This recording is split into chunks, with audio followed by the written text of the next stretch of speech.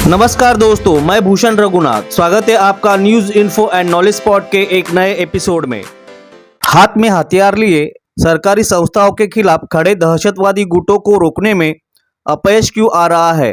क्या पाकिस्तान सरकार और सेना इस बात का आत्मपरीक्षण करेगी? यही सवाल है। इससे पहले पश्तून समुदाय और उनके खिलाफ हो रहे अत्याचार, इस पर हमने एक लेटेस्ट वीडियो बनाई है, लिंक डिस्क्रिप्शन में दी है। पाकिस्तान को अब इस बात का दर्दनाक एहसास हो रहा है कि आतंकवाद को थोड़ी सी भी ढील देना कितना खतरनाक है। असली सवाल यह है कि क्या सेना, सरकार, राजनीतिक वर्ग और अन्य लोग इससे सीख लेंगे? दरअसल पिछले 2 दशकों में पाकिस्तान पर कई बार मार पड़ी है। हर बार दुनिया को यह दिखाते हुए कि हम आतंकवाद से लड़ रहे हैं, पाकिस्तानी सरकार देश में हो रही हिंसा की घटनाओं पर उंगली दिखाता रहा। आतंकवाद को रोकने के लिए पाकिस्तान ने हमेशा अमेरिका के सामने हाथ फैलाए और उससे मदद हासिल की। वह सारी मदद आतंकवाद को खत्म करने के लिए इस्तेमाल की होगी, क्या इस पर कोई यकीन कर सकता है? ऐसा तो बिल्कुल नहीं। अमेरिका ने भी अब मदद देना बंद किया है। पाकिस्तान के अंदरूनी हालात भी अलग और गंभीर है। अब उस देश में आर्थिक संकट इतना गंभीर हो गया है कि उन्हें नियमित खर्च के लिए भी मदद की गुहार लगानी पड़ रही है। इस संकट से कैसे निपटा जाए, इस पर कोई ठोस उपाय पाकिस्तान में होते हुए नहीं दिख रहे हैं। ऐसे मुश्किल वक्त में खैबर पख्तूनख्वा प्रांत की राजधानी पेशावर की एक मस्जिद में हुए बम धमाके ने इस देश के राज्यकर्ताओं को एक बार फिर जोर का धक्का दिया है। 20 पुलिस अधिकारियों सहित कई लोगों की जान इस बम धमाके ने ली है। इस इलाके में भारी संख्या में पुलिस मौजूद थी। इस बात को ध्यान में रखकर यह हमला किया गया होगा, यानी ये पाकिस्तान के सुरक्षा बलों के लिए खुली चुनौती है। तहरीक-ए-तालिबान पाकिस्तान टीटीपी ने शुरू में हमले की जिम्मेदारी ली थी, बाद में विवादित बयान जारी किए गए। जैसा भी हो, लेकिन यह संगठन पिछले 15 सालों से पाकिस्तान सरकार के खिलाफ काम कर रहा है। पाकिस्तान का यह पश्चिमोत्तर भाग अफगानिस्तान से सटा हुआ है। तालिबान और इस संगठन के आतंकवादियों के बीच आपसी संबंध है।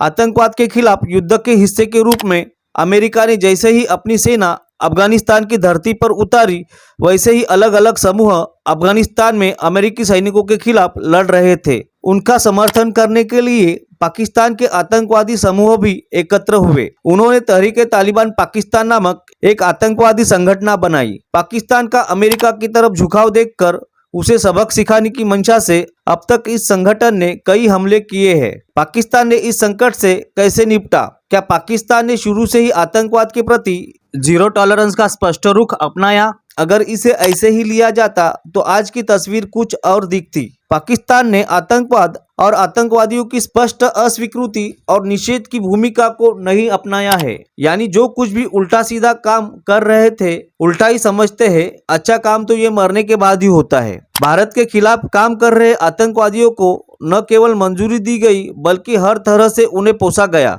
इसे लेकर पाकिस्तान की दोहरी चाल को भारत ने दुनिया के सामने कई बार पेश किया है, लेकिन फिर भी पाकिस्तान की चाल नहीं बदली है। जैसा कि पाकिस्तान ने हमेशा आतंकवाद के मुद्दे पर एक दोगलापन वाली नीति बनाए रखी है, अब यह आश्चर्य की बात नहीं है कि पाकिस्तान की धरती आतंकवादियों के लिए एक उपजाऊ जमीन बन गई है, जहां आतंकवादियों की खेती होती है। और यह आतंकवादी सिर्फ मुसलमान देशों को ही भेद रहे हैं। क्यों इनकी खेती सिर्फ इन्हीं लोगों के देशों में होती है? अमेरिका ने भी गुड तालिबान बैड तालिबान में विभाजन किया था, वह उनकी भी एक भूल थी। लेकिन अब अफगानिस्तान की गिरफ्त से बाहर आने के बाद उस देश को ज्यादा फर्क नहीं पड़ रहा है। अब फर्क सिर्फ पाकिस्तान को पड़ता है और भविष्य में भी पाकिस्तान को यह सहना पड़ेगा। बलूचिस्तान हो या खैबर पख्तूनख्वा, ये सारे हिस्से पाकिस्तान कहे जाने वाले एक देश में शामिल है। लेकिन क्या उन्होंने इस देश के साथ ईमान रखा है? क्या वे इस देश को अपना मानते हैं? ऐसे कुछ सवाल है जिनका जवाब शायद पाकिस्तान कभी भी देना नहीं चाहेगा, क्योंकि वे सारे मुसलमान हैं और मुसलमान नामक चक्की में पाकिस्तान आतंकवादी बनाने का आटा निकालता है। पाकिस्तान में पंजाब प्रांत का दबदबा सबको पता है। मूल रूप से अफगानिस्तान और उसके आसपास के क्षेत्रों के लोग स्वतंत्र और विद्रोही है। ऐसे में वहां के जातीय समूह आपस में लड़ रहे हैं। वे किसी प्रकार के विदेशी वर्चस्व को सहन नहीं करते। यह इतिहास है।